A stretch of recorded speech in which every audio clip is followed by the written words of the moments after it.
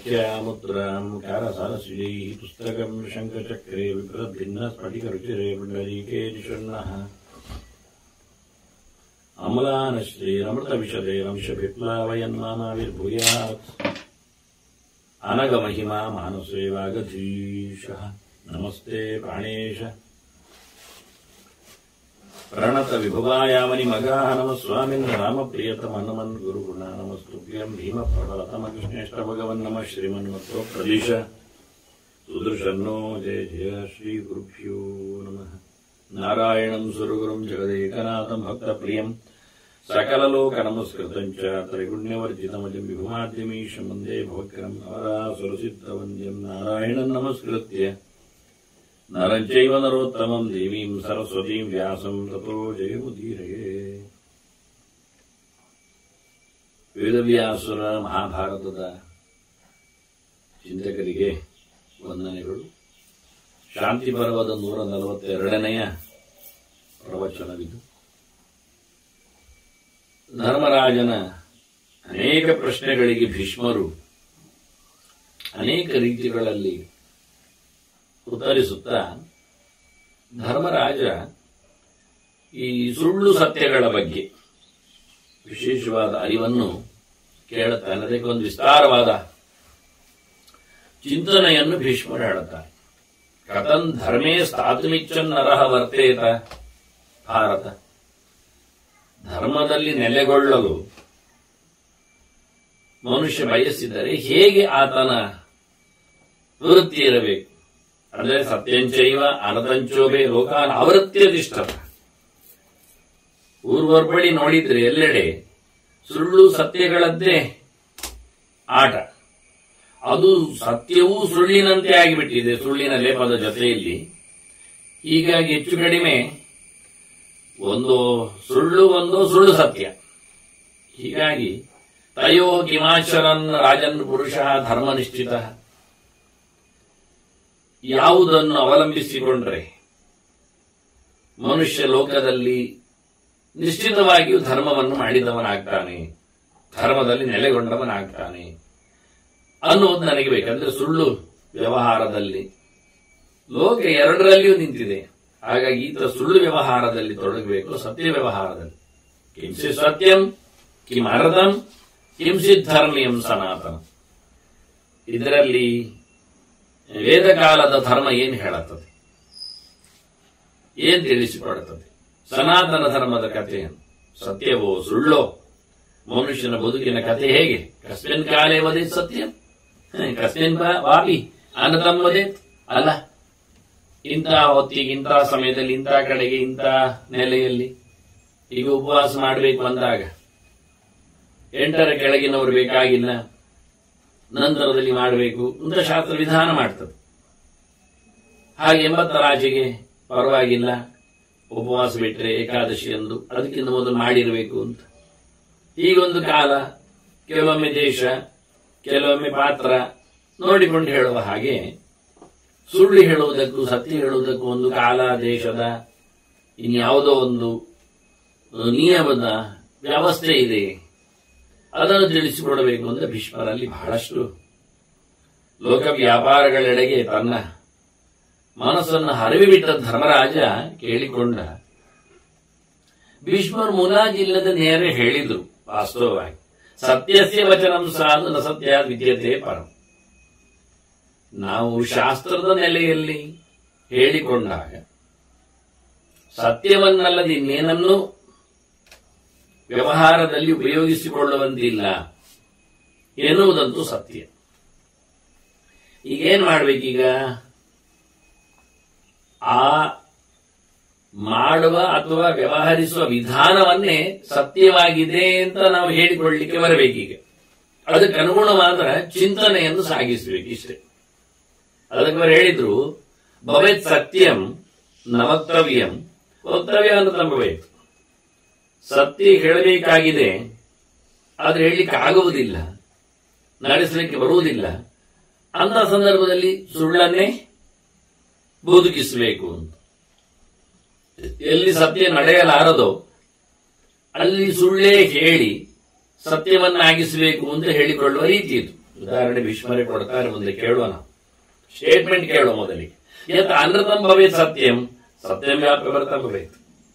ಹಾಗೆ ಕೆಲವೊಮ್ಮೆ ಸುಳ್ಳು ಸಹ ಸತ್ಯ ಆಗ್ತದೆ, ಸತ್ಯವೂ ಸುಳ್ಳಾಗ್ತದೆ. ಅದನ್ನ ಸತ್ಯ ಸತ್ಯವೇ ಅಲ್ಲ, ಸುಳ್ಳು ಸುಳ್ಳೇ ಅಲ್ಲ. ಇದ್ದದ್ದು ಇದ್ದ ಹಾಗೆ, ಕಂಡದ್ದು ಕಂಡ ಹಾಗೆ ಹೇಳುವುದರಿಂದ ನಡೆಸುವುದರಿಂದ ಅದು ಸತ್ಯ ಅನಿಸಿಕೊಳ್ಳುವುದಿಲ್ಲ. ಹೇಳದೆ ಉಳಿದುಕೊಂಡದ್ರಿಂದ ಅದು ಸುಳ್ಳು ಮೆರೆಸಿದ ಹಾಗೆ ಅಲ್ಲ. ಅಂದ್ರೆ ಕೆಲವೊಮ್ಮೆ ಸುಳ್ಳು ಹೇಳಿದ್ದನ್ನೇ ಸತ್ಯ ಅಂತ ದೃಢಪಡಿಸಲಿಕ್ಕೆ ಬರ್ತದೆ. ಕೆಲವೊಮ್ಮೆ ಸತ್ಯವು ಸುಳ್ಳಾಗಿ ಬಿಡುತ್ತದೆ, ಉಪಯೋಗಕ್ಕೆ ಬರುವುದಿಲ್ಲ, ತೊಂದರೆಯನ್ನು ಕೊಡುತ್ತೆ ಅಂತ. ಅದಕ್ಕೆ ಬೇಕಾದಂತಹ ಕೆಲವು ಸ್ಥಾನ ವಿಶೇಷಗಳನ್ನು ಭೀಷ್ಮರು ಉಲ್ಲೇಖ ಮಾಡುತ್ತಾರೆ.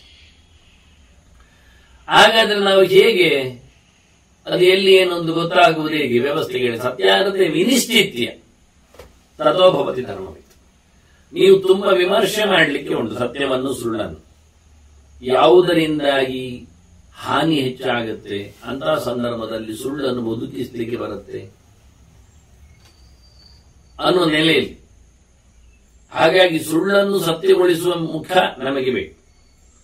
ಸತ್ಯ ಕೆಲವೊಮ್ಮೆ ಹಾನಿಪ್ರದ ಆಗಿದ್ರೆ ಅದನ್ನು ನಾವು ಬಿಟ್ಟುಕೊಡಬೇಕಾಗ್ತದೆ ಎನ್ನುವ ನೆಲೆಯಲ್ಲಿ ಸತ್ಯ ಮತ್ತು ಸುಳ್ಳನ್ನು ಬಹಳ ಚೆನ್ನಾಗಿ ವಿಮರ್ಶೆ ಮಾಡಿದಾಗ ಅದರಂತೆ ನಡೆಸಿದರೆ ಅವನು ಧರ್ಮಾತ್ಮನಾಗ್ತಾನೆ, ಪುಣ್ಯಾತ್ಮನಾಗ್ತಾನೆ, ಒಳ್ಳೆಯವನು ಅನ್ನಿಸಿಕೊಳ್ಳುತ್ತಾನೆ, ಪುಣ್ಯ ಲೋಕವನ್ನು ಸ್ವರ್ಗಾದಿಗಳನ್ನು ಪಡೀತಾನೆ. ಇಲ್ಲಾದ್ರೆ ನರಕಾದಿಗಳೇ ಅನರ್ಥಕ್ಕೆ ಬಾಧ್ಯನಾಗ್ತಾನೆ. ಎರಡು ಚಿಕ್ಕ ಕಥೆಯನ್ನು ನೆನಪಿಸ್ತಾನೆ ಭೀಷ್ಮ. ಮಹಾಭಾರತದ ಹಿಂದೆ ಪ್ರಸ್ತುತ ಪಡಿಸಿದ್ದರಿಂದ ಇಲ್ಲಿ ಅದರ ಬಗ್ಗೆ ಚಿಂತನೆ ಕೊಟ್ಟಿಲ್ಲ, ನಾವು ಕೇಳಿಕೊಂಡು ಓಡುವ. ಅಪಿ ಅನಾರ್ಯ ಅಕೃತ ಪ್ರಜ್ಞ ಪುರುಷ ಅಪಿ ಅತಿ ದಾರುಣ ಸುಮಹತ್ ಪ್ರಾಪ್ನಿಯಾತ್ ಪುಣ್ಯಂ.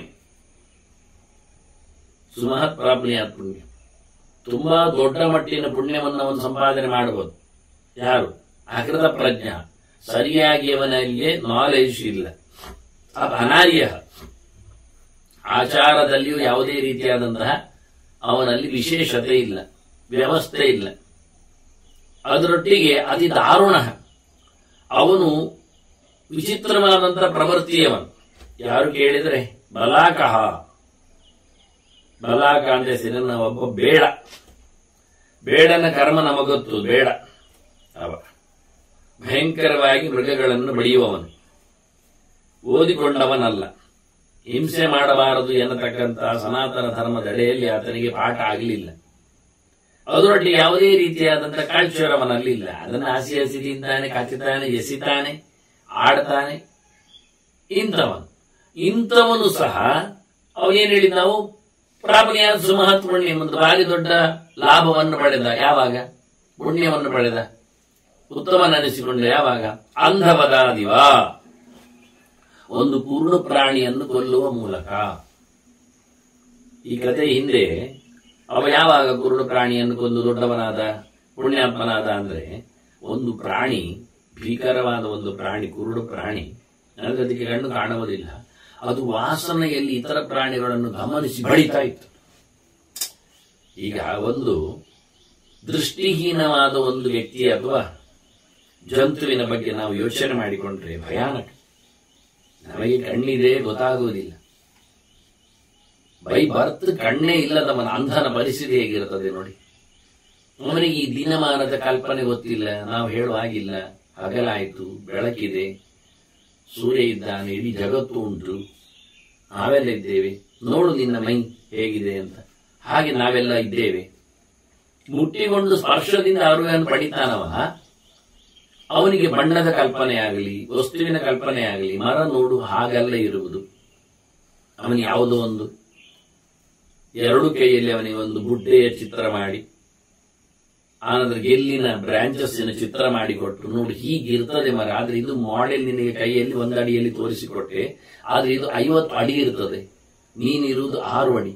ಅಡಿ ಅಂದ್ರೆ ಇಷ್ಟು. ಈ ಎಲ್ಲ ಭಾರಿ ವಿಚಿತ್ರವಾದಂತಹ ನೆಲೆಯಲ್ಲಿ ಆತನಿಗೆ, ಕರುಡನಿಗೆ ನಾವು ಪ್ರಪಂಚದ ವ್ಯವಸ್ಥೆಯನ್ನು ಹೇಳಬೇಕಾಗ್ತದೆ.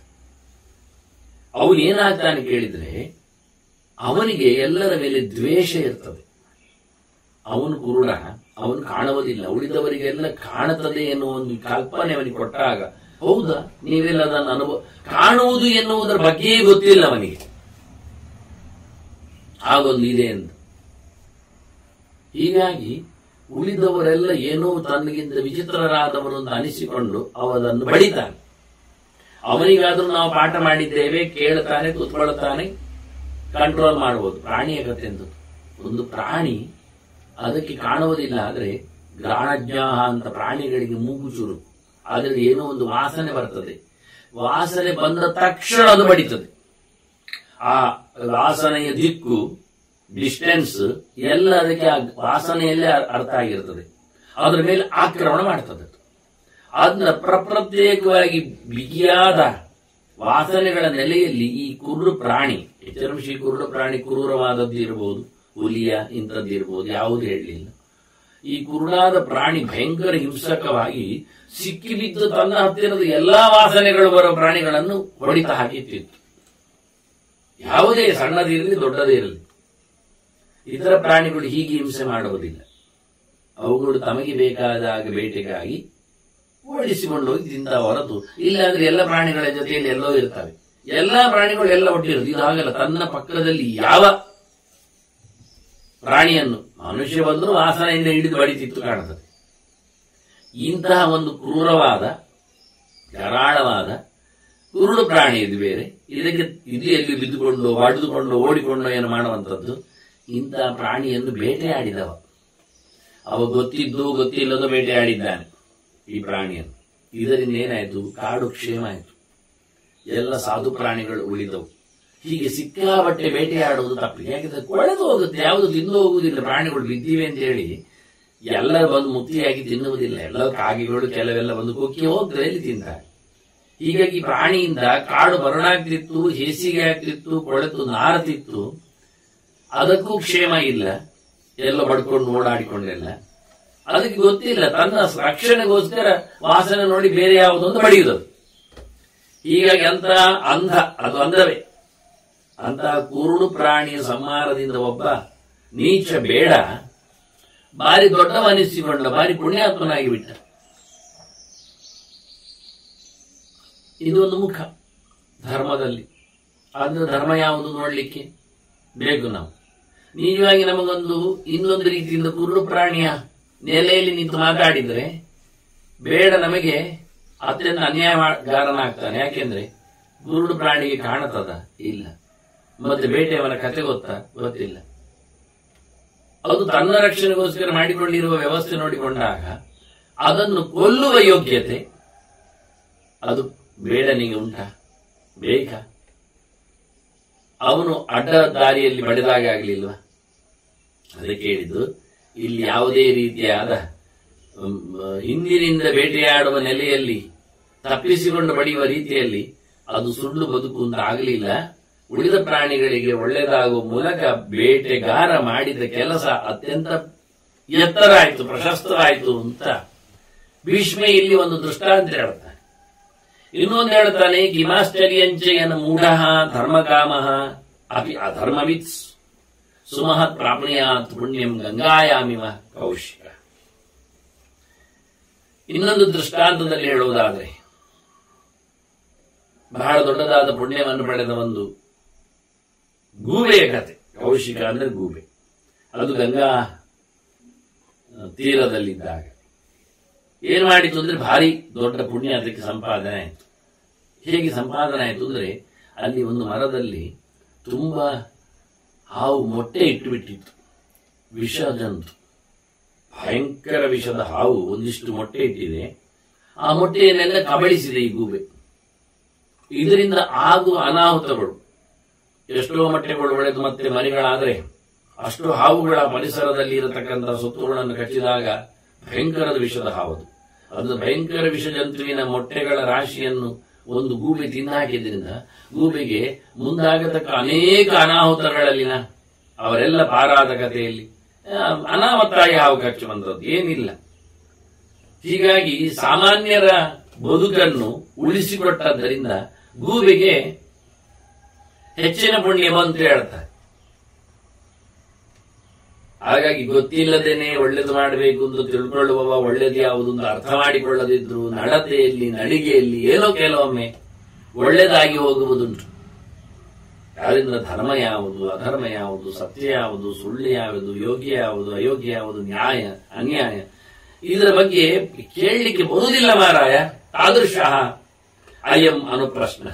ನಿನ್ನೆ ಈ ಪ್ರಶ್ನೆ ಉಂಟಲ್ಲ, ಸರಿಯಾಗಿದೆ, ಆದ್ರೆ ನಿನ್ನ ಪ್ರಶ್ನೆ ಉತ್ತರಿಸಲಿಕ್ಕೆ ಬರ್ತಾ ಇಲ್ಲ. ಯತ್ರ ಧರ್ಮ ಸುದುರ್ವಚ.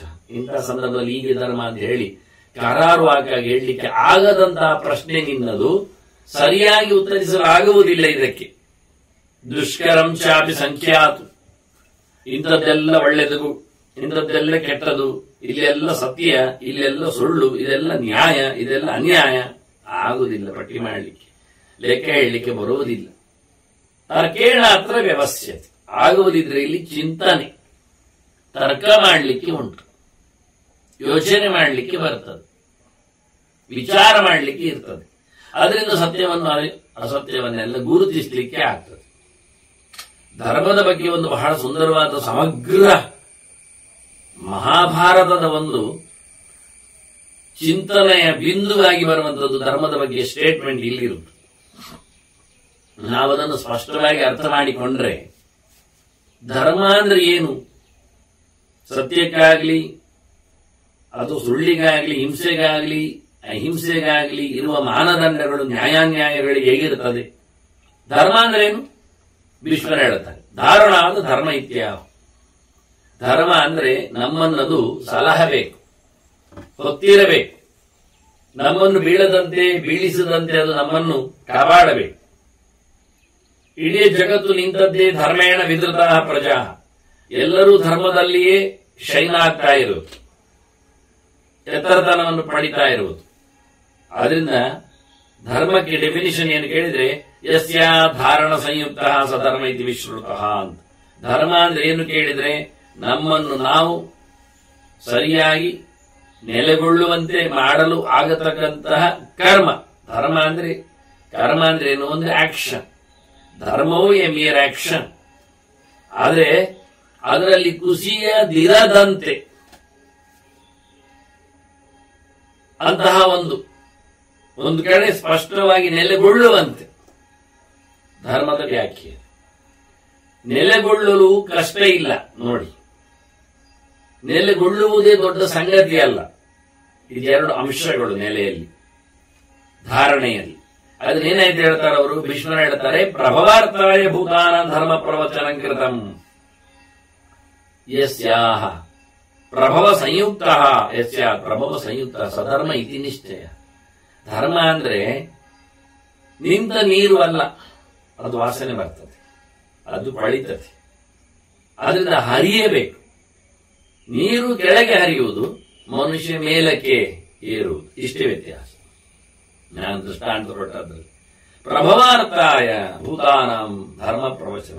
ಧರ್ಮದ ಬಗ್ಗೆ ಮಾತುಗಳು ಶಾಸ್ತ್ರಗಳು ಹೇಳಿದ್ದು ಯಾಕೆ ಕೇಳಿದ್ರೆ ಅವನು ಬೆಳೆಯಬೇಕು, ಔನ್ನತ್ಯವನ್ನು ಸಂಪಾದಿಸಬೇಕು, ನಿಂತಲ್ಲಿ ನಿಲ್ಲುವುದಲ್ಲ. ಧರ್ಮ ಅವನನ್ನು ಹೊತ್ತಿದೆ ಅಂದರೆ ಕೇವಲ ಹೊತ್ತುಕೊಳ್ಳುವುದಲ್ಲ, ಪ್ರೋಗ್ರೆಸ್, ಮತ್ತಷ್ಟು ಅಭಿವೃದ್ಧಿ ಬೇಕು ಅಂತ. ಅದು ಸುಲಭ ಈ ನಮ್ಮೂರಿಗೆ. ಯಾಕೆ ಮೇಲಕ್ಕೆ ಹೋಗುವುದು ಅಂದ್ರೆ ಯಾರನ್ನಾದ್ರೂ ತುಳಿದು ಬಿಡುವುದು. ಮಕ್ಕಳು ಮುಂದಕ್ಕೆ ಎತ್ತರತನವನ್ನು ಸಂಪಾದನೆಯಲ್ಲಿಯೂ ಹೆಸರಿನಲ್ಲಿ ಪಡಿತಾರೆ. ಅದಕ್ಕೆ ತಂದೆ ತಾಯಿಗಳ ಸರ್ವೀಸ್, ಅವರ ತ್ಯಾಗ, ಅವರ ದುಡ್ಡು, ಅವರ ಪ್ರಯತ್ನ ಅವೆಲ್ಲ ಉಂಟು. ಹಾಗಾಗಿ ಅವರನ್ನು ಎತ್ತಿಕೊಂಡು ಹೋಗುವುದಿಲ್ಲವ, ಅವರನ್ನು ಬೀಳಿಸಿಯೇ ಬಿಟ್ಟೇ ತಾನು ಬದುಕ್ತಾನೆ, ಬೆಳೀತಾನೆ. ಇದರಿಂದ ಅವನ ಧರ್ಮ ಪ್ರಭವಶೀಲ ಆಗಲಿಲ್ಲ. ಆದ್ರಿಂದ ನಾವು ನಮ್ಮನ್ನು ಯಾರನ್ನು ತುಳಿದು ಅವರನ್ನು ಮುಗಿಸಿ ಅವರನ್ನು ಬಲಿಕೊಟ್ಟು ನಮ್ಮ ಬೆಳವಣಿಗೆ ಎನ್ನುವುದು ಧರ್ಮದ ವ್ಯಾಖ್ಯೆ ಆಗುವುದಿಲ್ಲ. ಇಲ್ಲಿ ತಾನು ಪಾಡಿಗೆ ಪ್ರಯತ್ನದಿಂದ ಮೇಲಕ್ಕೇರುವಂತಾಗಿರಬೇಕು ಧರ್ಮ. ಅದಕ್ಕೆ ಇನ್ನೊಂದು ಮುಖ, ಅದರದ್ದೇ ಪೂರ್ತಿ ಚಿಂತನೆಯನ್ನು ಕೇಳಿದ್ರೆ ಭೀಷ್ಮರು ಹೇಳುತ್ತಾರೆ, ಅಹಿಂಸಾರ್ಥಾಯ ಧರ್ಮಾನಾಂ ಧರ್ಮ ಪ್ರವಚನ ಯಸ್ಯಾತ್ ಅಹಿಂಸಾ ಸಂಯುಕ್ತ ಸಧರ್ಮ ಇದು ನಿಶ್ಚಯ. ತೊಂದರೆ ಆಗದಂತೆ ನಾವು ನಮ್ಮ ಎತ್ತರವನ್ನು ರೂಪಿಸಿಕೊಳ್ಳುವುದು ಧರ್ಮ. ಇಷ್ಟೇ ಧರ್ಮ ಅಂದ್ರೆ. ನೆಲೆಗೊಳ್ಳು, ಅಭಿವೃದ್ಧಿ ಪಡೆ, ಯಾವುದನ್ನು ಕಳ್ಕೊಳ್ಳಬೇಡ, ಹಿಂಸಿಸಿಕೊಳ್ಳಬೇಡ. ನೀನು ನಿನ್ನ ಹಿಂಸೆಯಿಂದ ಬೆಳೆಯುವುದನ್ನು ನಾವು ಧರ್ಮ ಹೇಳುವುದಿಲ್ಲ. ಅಕ್ಕಪಕ್ಕದವರನ್ನು ಹಿಂಸಿಸಿಕೊಂಡು ಬೆಳೆಯುವುದು ಧರ್ಮ ಅಲ್ಲ ಆ ಲೆಕ್ಕದಲ್ಲಿ. ಅದನ್ನ ನಮ್ಮ ಆಚಾರಗಳಲ್ಲಿ ವಿಚಾರಗಳಲ್ಲಿ ಧರ್ಮವನ್ನು ನಾವು ಕಾಪಿಡಬೇಕಾದ್ರೆ, ಅದನ್ನು ಬೆಳವಣಿಗೆಗೊಳಿಸುವಲ್ಲಿ ನಾವು ಸಫಲರಾಗಬೇಕಾದ್ರೆ ಸುತ್ತಮುತ್ತಲು ಯಾರಿಗೂ ಯಾವುದೇ ರೀತಿಯಾದ ಹಾನಿಯನ್ನುಂಟು ಮಾಡಲಿಕ್ಕಿಲ್ಲ. ಸಾಮಾಜಿಕವಾಗಿ ಯೋಚನೆ ಮಾಡಿಕೊಂಡ್ರೆ ನಮ್ಮ ಬದುಕನ್ನು ನಾವು ಹಸನಾಗಿಸಿಕೊಳ್ಳುತ್ತೇವೆ. ಕಾಡು ಪ್ರಾಣಿಗಳ ಅಥವಾ ಕ್ರಿಮಿಕೀಟಗಳ ತೊಂದರೆಗಳಿಂದ ನಾವು ಬಚಾವಾಗಬೇಕು ಹೇಳಿ ಸುತ್ತಮುತ್ತಲಿನ ಎಲ್ಲ ಮರಗಿಡಗಳನ್ನು ಕತ್ತರಿಸಿಕೊಂಡು ಪ್ಲೈನ್ ಜಾಗ ಮಾಡಿಕೊಂಡು ಆರಾಮವಾಗಿ ಅವುಗಳ ನೆರಳು ಇಲ್ಲ, ಅವುಗಳ ಒಂದು ಎಲೆಯೂ ಅಂಗಳಕ್ಕೆ ಬೀಳುವುದಿಲ್ಲ ಅಂತ ಮಾಡಿಕೊಂಡ್ರೆ, ಇದರಿಂದ ಮನುಷ್ಯ ಸ್ವಾರ್ಥಿಯಾಗಿ ಮಾಡಿಕೊಂಡದ್ದರ ಫಲವಾಗಿ ಒಂದರಿಂದ ತಾನು ಬಚಾವಾಗಿ ಬಿಟ್ಟರು, ಪ್ರಭಾವವನ್ನು ಕಂಡರು, ಇನ್ನೊಂದು ಕಡೆಯಲ್ಲಿ ಹಿಂಸೆಯನ್ನು ಮಾಡುವ ಮೂಲಕ ಎಷ್ಟೋ ಮರಮಟ್ಟುಗಳಲ್ಲಿ ಕೂತ ಕ್ರಿಮಿಕೀಟಗಳ ಹಕ್ಕಿಗಳ ವಸತಿಗಳ ವ್ಯವಸ್ಥೆಗಳನ್ನು ಹಾಳುಗೆಡುವ ಮೂಲಕ ಬಹಳ ದೊಡ್ಡ ಜೀವ ಹಾನಿಕಾರಕನಾಗ್ತಾನಷ್ಟೇ ಅಲ್ಲದೇ ಅವನ ಪ್ರಭಾವ ಆಗುವುದಿಲ್ಲ. ಯಾಕೆಂದ್ರೆ ಶುದ್ಧವಾದ ಗಾಳಿ ಅವನಿಗೆ ಸಿಗ್ತಾ ಇಲ್ಲ. ಅವನು ಬದುಕುವುದು ಆಮ್ಲಜನಕದ ಮೂಲಕ ಅಂದಾಗ, ಅದರ ಸಪ್ಲೈ ಆಗುವುದು ಮರಮಟ್ಟುಗಳಿಂದ ಅಂದಾಗ, ಅವ ಮರಮಟ್ಟುಗಳನ್ನು ತನ್ನ ಅಂಗಳದಲ್ಲಿ ಆಗುವ ಕಸದಿಂದ, ಪ್ರಾಣಿ ಪಕ್ಷಿಗಳ ಹಿಕ್ಕೆಯಿಂದ ಅಥವಾ ಇನ್ನಿತರ ಉಪಟಳಗಳಿಂದ ಅಂತ ಅವಳ ನಿರ್ಮೂಲನ ಮಾಡಿದ್ರೆ ಅವುಗಳ ಯಾವುದೇ ರೀತಿಯಾದ ಉಪಯೋಗ ಇಲ್ಲದೆ ಬದುಕಬೇಕು. ತಾನು ತನ್ನ ಉಸಿರಾಟಕ್ಕೆ ಬೇಕಾದ ಗಾಳಿಯನ್ನು ಬೇರೆ ರೀತಿಯಿಂದ ಸಂಪಾದನೆ ಮಾಡಿಕೊಳ್ಬೇಕು. ಹಾಗಾದ್ರೆ ಆದಿತ್ತು ನೋಡಿ, ನಮಗೆ ನೆರಳು ಬೇಕು, ಆದರೆ ಮರಗಳ ಎಲೆ ಬೀಳುವುದು ಬಾರದು. ಹೇಗಿದೆ? ನಮಗೆ ಜೇನುತುಪ್ಪ ಬೇಕು ನಮ್ಮ ಆರೋಗ್ಯಕ್ಕೆ, ಆದರೆ ನಮ್ಮ ತೋಟದಲ್ಲಿ ಒಂದು ಪುಷ್ಪವೂ ಇಲ್ಲ, ಒಂದು ಗಿಡವೂ ಹಾಕಿಲ್ಲ. ಅಪ್ಪಿತಪ್ಪಿಯಲ್ಲಿ ಆದ್ರೂ ಆ ಜೇನು ಬಂದರೆ ಅದು ಎಲ್ಲಿ ಕಡಿಯುತ್ತೆ ಎನ್ನುವ ಹೆದರಿಕೆಯಿಂದ ಅದನ್ನು ನಾವು ಕೊಂದು ಬಿಡುತ್ತೇವೆ. ನೋಡಿ ಇದರ ಅವಸ್ಥೆ ಹೇಗಿದೆ. ಹಾಗಾಗಿ ಮನುಷ್ಯ ಮರಮಟ್ಟುಗಳನ್ನು, ಪ್ರಾಣಿ ಪಕ್ಷಿಗಳನ್ನು ದ್ವೇಷಿಸುವ ಮೊದಲು ಅವನ ಮೂಗನ್ನು ಕೊಯ್ದುಕೊಳ್ಳಬೇಕು. ಅವನಿಗೆ ಬದುಕುವ ರೈಟ್ ಇಲ್ಲ. ಆಕ್ಸಿಜನ್ ಅನ್ನು ಅವನು ತನ್ನ ಮನೆಯಲ್ಲಿ ತನಗಾಗಿ ತಾನು ಸಂಪಾದನೆ ಮಾಡಿಕೊಳ್ಳಬೇಕಾಗ್ತದೆ. ಸಿಲಿಂಡರ್ ತಂದಿಟ್ಟು ಇನ್ನೊಂದು ಮತ್ತೊಂದು ರೀತಿಯಲ್ಲಿ ಅದು ಕಷ್ಟವೇ. ಅದನ್ನು ತಯಾರು ಮಾಡಿದ್ದು ಮರಮಟ್ಟುಗಳೆಲ್ವ ಮತ್ತೆ ಪುನಃ. ಹೀಗಾಗಿ ವಾತಾವರಣವನ್ನು ಪ್ರೀತಿಸಿಕೊಳ್ಳಲಿಕ್ಕೋಸ್ಕರ ಅವರು ಧರ್ಮವನ್ನು ಬಹಳ ಸುಂದರವಾಗಿ ಹೇಳಿದರು. ಹಿಂಸೆಯನ್ನು ಬಿಡಿ ಅಂತ. ಹಿಂಸೆ ಆಗುವುದಾದರೆ ಅದು ಸತ್ಯ ಅಲ್ವಾ ಅನ್ನುವ ವ್ಯಾಖ್ಯೆ ಬರುವ ಹಾಗೆ ಮಾತಾಡಿದ್ರು ಭೀಷ್ಮರು. ಇದು ಇಡೀ ಸಮಗ್ರ ಮಹಾಭಾರತದ ಒಂದು ಸ್ಪಿರಿಟ್, ಸರ್ವಶಾಸ್ತ್ರದ ಒಂದು ಸಾರ. ಇದು ಒಂದು ಧರ್ಮದ ಡೆಫಿನಿಷನ್. ಬಹಳ ಅದ್ಭುತವಾದ ಧರ್ಮವನ್ನು ಒಂದು ಸಣ್ಣ ಮಾತಿನಲ್ಲಿ ಚಿಕ್ಕ ಕೇಂದ್ರದಲ್ಲಿ ಕೂಡಿಸಿಟ್ಟಂತಹ ಒಂದು ಬಗೆ. ಈಗ ಇದರ ಬಗ್ಗೆ ಚಿಂತನೆ ಮಾಡ್ಲಿಕ್ಕೆ ಹೋದ್ರೆ ಹಿಂಸೆ ಮಾತ್ರ ಅಲ್ಲ ಅಂತಂದ್ರೆ ಒಂದಿಷ್ಟು ಉದ್ದ ಬಾಲವನ್ನು ಬಿಚ್ಚುತ್ತಾರೆ ಭೀಷ್ಮ. ಅಹಿಂಸಾ, ಸತ್ಯಂ, ಅಕ್ರೋಧ, ತಪಃ, ದಾನಂ, ದಮಃ, ಮತಿ, ಅನಸೂಯ, ಅಸಾಮರ್ಥ್ಯಂ, ಅನೀರ್ಷ್ಯ, ಶೀಲಮೇಮಚ ಅಂತ ಒಂದು 11 ವಿಷಯಗಳನ್ನು ಹೇಳ್ತಾರೆ. ಏಷ ಧರ್ಮ ಗುರುಶ್ರೇಷ್ಠ ಕಥಿತ ಅಂತ. ಪರಮೇಷ್ಠಿನು ಚತುರ್ಮುಖ ಸೃಷ್ಟಿಯಲ್ಲಿ ಸೃಷ್ಟಿದೇವನಾಗಿ ನಿಂತವ. ಇಷ್ಟೆಲ್ಲ ಸೃಷ್ಟಿಯಲ್ಲಿ ಶಿಸ್ತು ಬರಬೇಕು ಅಂತ.